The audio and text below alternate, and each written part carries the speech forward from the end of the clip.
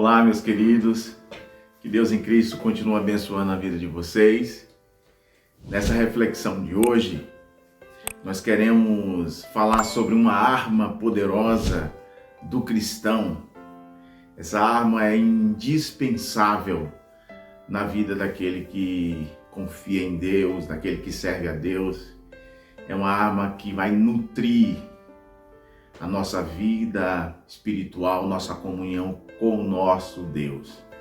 Estou falando sobre a oração. A oração, esta ferramenta, esta arma, este alicerce, esse combustível que Deus disponibilizou para cada um de nós. O que é a oração?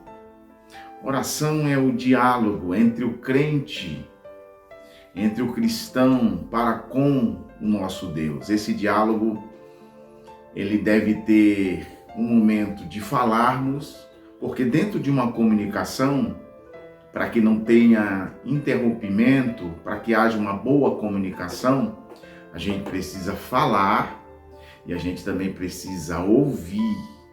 E na oração existe essa troca entre falar com Deus e entender a vontade de Deus para as nossas vidas. Quando nós oramos, Deus automaticamente nos dá as diretrizes para nós vivermos em um ambiente sadio, favorável e termos uma direção naquilo que a gente precisa no nosso dia a dia. Então a oração é uma parte fundamental de nosso relacionamento com o Senhor. Através da oração sobre os méritos de Cristo, nós podemos ter uma vida de comunhão com Deus. O verdadeiro cristão, ele entende que a oração deve ser uma prática constante durante toda a sua trajetória de vida aqui na Terra. Quero te fazer uma pergunta. Você já se relacionou com Deus hoje? Você já conversou com o Senhor? A Bíblia, ela não traz um regulamento acerca de uma postura física específica que deve ser adotada no momento em que nós estivermos orando.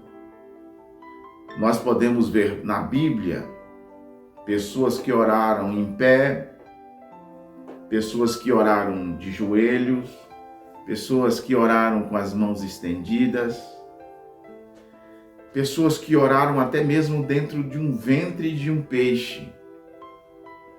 Então você pode orar de joelho, você pode abrir a porta do seu quarto e fechar e orar em secreto com Deus. Você pode orar andando, né? Às vezes nós estamos fazendo uma caminhada, nós estamos andando para o serviço ou dentro do trem, do ônibus, do avião. Todos os lugares são lugares oportunos para a gente orar a Deus, porque a nossa oração, ela pode ser em espírito, ou até mesmo a gente pode orar de voz alta. Deus, ele tanto vai ouvir quem ora em voz alta e quem vai orar em espírito, na mente, no seu coração. Então, você se sinta à vontade para buscar ao Senhor, certo? Que Deus, ele está sempre pronto para ouvir a nossa oração. A Bíblia vai dizer, meus queridos, de alguns personagens que obtiveram êxito em sua trajetória com Deus, em sua trajetória ministerial, em sua trajetória de ofício, que tiveram êxito, não só homens, mas como mulheres, que tiveram uma vida de sucesso espiritual, porque entraram pelo caminho da oração. A Bíblia diz em 1 Reis, capítulo 17, versículo 1, a expressão bíblica vai dizer assim, abre aspas, então Elias, o tisbita, que habitavam em Gileade, disse a Acabe: vive o Senhor, Deus de Israel, em cuja presença estou, que nesses anos não haverá orvalho nem chuva, segundo a minha palavra. Olha a expressão de Elias. Elias diz assim, olha, em cuja presença estou. Então Elias está querendo dizer que ele tinha intimidade com Deus de Israel. E ele foi audacioso e disse, olha, não haverá orvalho, né? E nem chuva segundo as minhas palavras.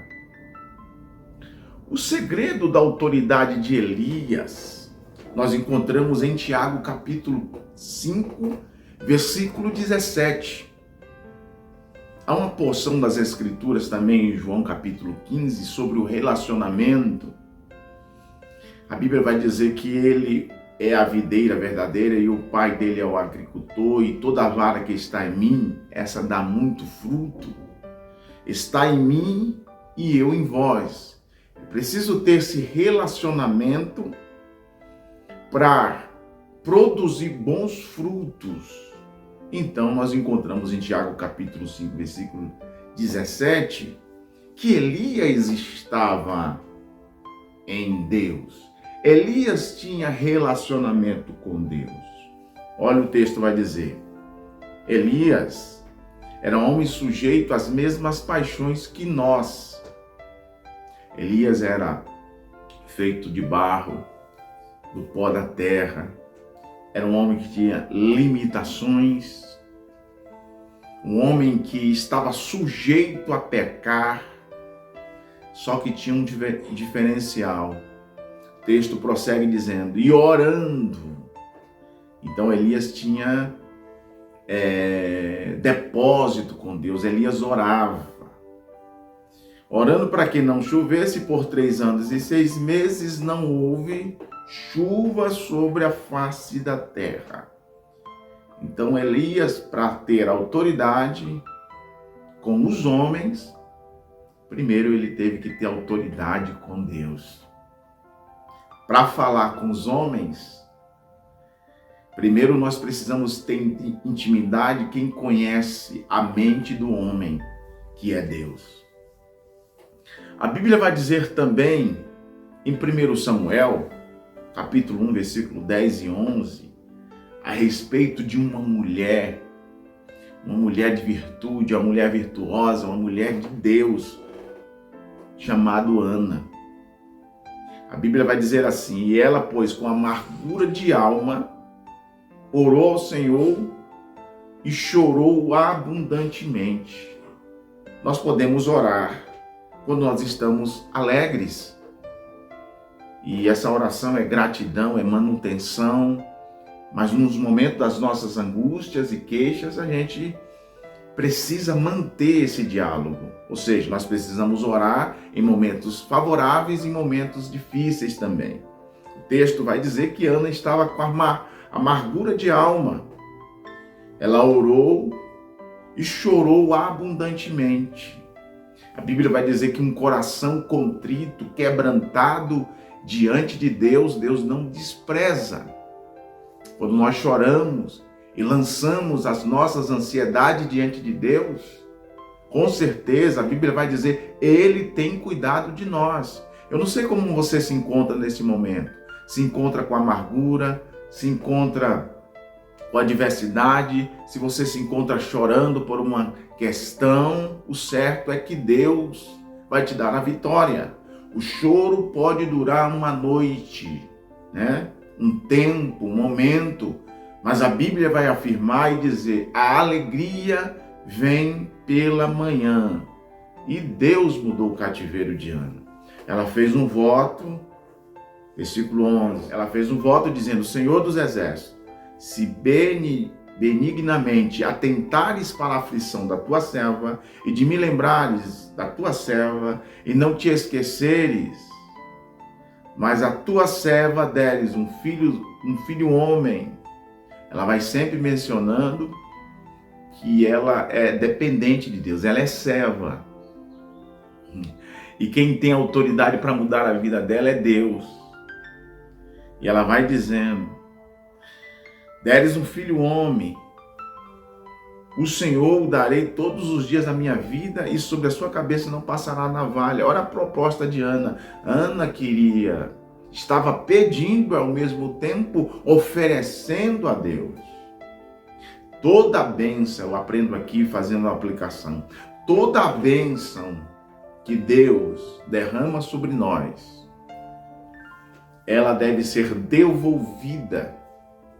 Nós precisamos ser um canal de bênção, porque a bênção que Deus derrama sobre nós, o talento que Deus nos dá, os nossos filhos, né, os dons espirituais, são para ser distribuído dentro do reino. Ana entendia isso. Se o Senhor me der um filho, eu darei a ele ao Senhor, e eu vou dedicar a minha vida em prol desse filho, para que ele te sirva com qualidade na tua obra. E nós o conhecemos, o texto que Deus deu para Ana, com o passar, alguns dizem 25 anos, nós não sabemos exatamente o tempo que ela esperou. O importante é que no momento em que clamamos a Deus, Deus está apto para ouvir a nossa oração. Agora, a resposta da nossa oração pode durar alguns anos. E não importa, porque a vontade de Deus é boa, agradável e perfeita. Se Deus mudou o cativeiro de Ana por 25 anos, porque era necessário ela passar por aquele tempo esperando. E ela não desistiu. O que nós encontramos em Ana é uma mulher que não desiste nunca. Uma mulher que confia, uma mulher que enfrenta desafios, que é humilhada, mas mesmo assim, ela não para de adorar a Deus e não desiste dos seus propósitos. E ela venceu. Deus deu a ela um filho, e não foi um filho qualquer. Foi Samuel, que foi profeta, que foi juiz, né? Um homem totalmente dedicado para o Senhor. Existe também, meus queridos, dentro desse contexto que nós estamos falando sobre oração, alguns homens que viveram no século XIX e que viveram no século XX, que deixaram um legado de frases que nos remete muito em relação à oração.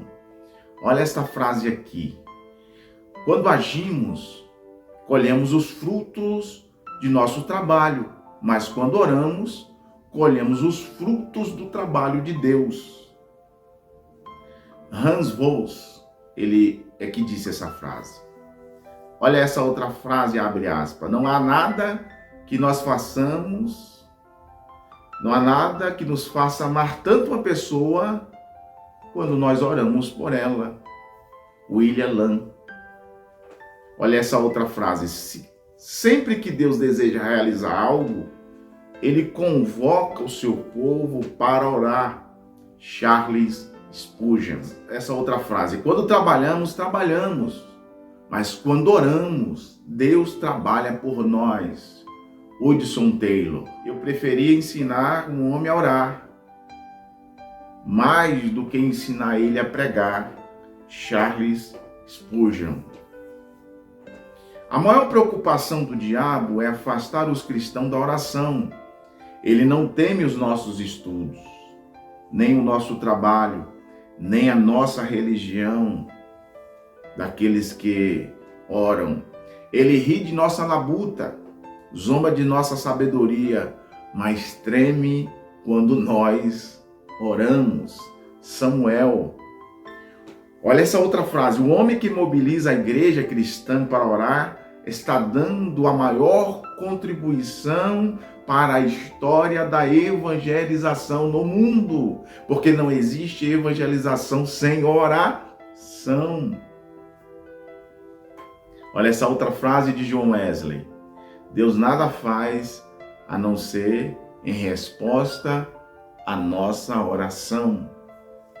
E eu finalizo com essa última frase, essas reflexões desses homens que viveram e que venceram através da oração. A oração É o encontro da sede de Deus e da sede do homem. Agostinho de Hipona. Concluindo essa reflexão sobre oração, que é tão extraordinária, que canal glorioso, que arma secreta que o cristão possui, que não precisa empreender dinheiro, nada disso.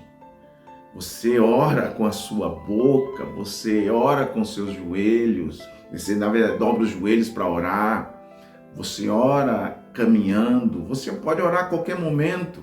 É uma arma que Deus tem disponibilizado para nós. Aleluia. Concluindo, Jesus ele iniciou o seu ministério orando e jejuando.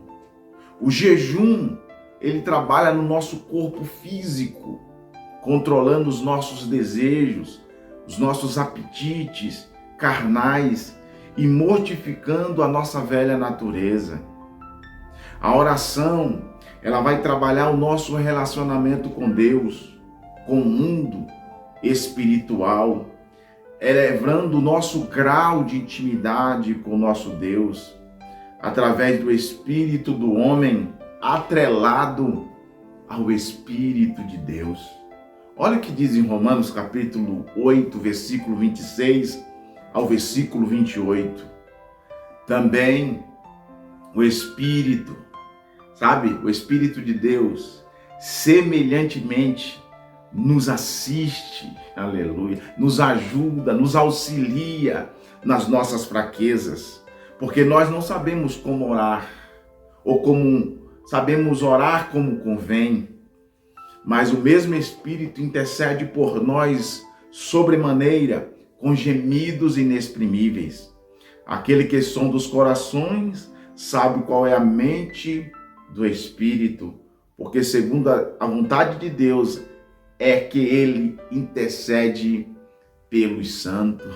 Se atrela ao Espírito de Deus, e quando você vai orar, mesmo não sabendo a sua própria necessidade e a necessidade do semelhante, das pessoas, dentro da oração intercessória, mas ele nos ajuda e nos assiste em nossas fraquezas e geme por nós com gemidos inexprimíveis.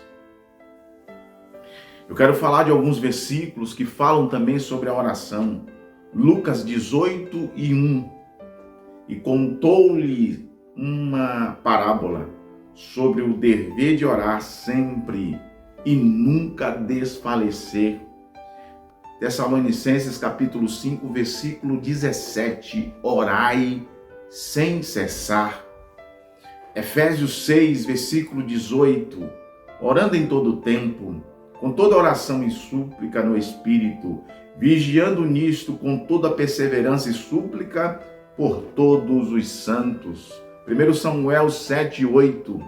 Pelo que me disseram os filhos de Israel a Samuel, não cesses de clamar ao Senhor nosso Deus por nós, para que nos livre das mãos do Filisteus. 1 Samuel 12, 23. Quanto a mim, longe de mim que eu peque contra o Senhor, deixando de orar por vós, antes vos ensinei o caminho bom e direito. Salmos 88, versículo 9. A minha vista desmaia por causa da aflição. Senhor, tenho clamado a ti todo dia, tenho estendido a ti as minhas mãos. Salmo 86, versículo 3. Tem misericórdia de mim, ó Senhor, pois a ti clamo todo dia.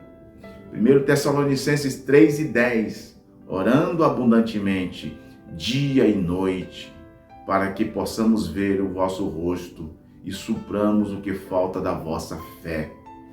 2 Timóteo 1 e versículo 3. Dou graças a Deus, a quem desde os meus antepassados sirvo com uma consciência pura, e de que sem cessar faço memória de ti nas minhas orações noite e dia. Romanos 1, versículo 9. Porque Deus a quem sirvo, em meu espírito, no evangelho de seu Filho, me é testemunha de como incessantemente faço menção de vós. Colossenses 1:9. Por essa razão, nos também desde o que ouvimos, não cessamos de orar por vós e de pedir para que sejais cheios do conhecimento de sua vontade, em toda sabedoria, inteligência espiritual. Eu finalizo dizendo: Jesus ensina em seu ministério terreno que para vencer a carne, o mundo e o diabo, era necessário ter um ministério regado pela oração e jejum. Jesus curou, Jesus libertou, Jesus salvou. Jesus não desistiu de sua missão por causa do íntimo relacionamento com seu Pai.